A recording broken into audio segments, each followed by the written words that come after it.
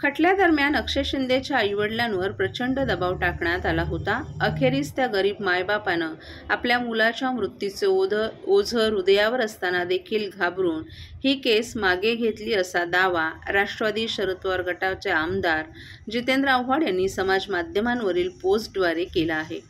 कायदा इतका पायदळी तुडू नका असं सांगत अक्षय शिंदेचं भूत तुमच्या मानगुटीवर बसणार हे नक्की, अशी प्रतिक्रियाही आव्हाड यांनी व्यक्त केली आहे। आपल्याला यापुढे खटला लढायचा नसून प्रकरण बंद करावं अशी विनंती बदलापूर लैंगिक अत्याचार प्रकरणातील प्रमुख आरोपी अक्षय शिंदेच्या आईवडिलांनी मुंबई उच्च न्यायालयात केली आहे। त्यावर आता वेगवेगळ्या प्रतिक्रिया उमटत असून अशाच प्रकारे राष्ट्रवादी शरद पवार गटाचे आमदार जितेंद्र आव्हाड यांनी समाज माध्यमांवर याबाबत आपली प्रतिक्रिया व्यक्त केली आहे। अक्षय शिंदेच्या आईवडिलांनी हा खटला आम्हाला आता लढायचा नाही असं न्यायालयापुढे सांगितलंय।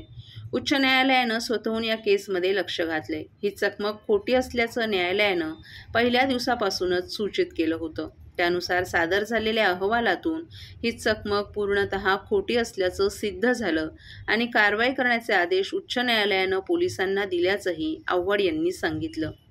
आमच्यासारख्या काही जणांना माहीत होतं की या खटल्यादरम्यान अक्षय शिंदेच्या आईवडिलांवर प्रचंड दबाव टाकण्यात आला होता। अखेरीस त्या गरीब मायबापानं आपल्या मुलाच्या मृत्यूचे ओझे हृदयावर असताना देखील घाबरून ही केस मागे घेतली। कुणी एवढे दूधखुळं नसतं की एवढी पुढे गेलेली केस मागे घेतली जाईल। प्रश्न आता असा आहे की ही केस आईवडिलांच्या सांगण्यावरून मागे घेतली जाऊ शकते का, असा प्रश्नही आव्हाड यांनी उपस्थित केलाय।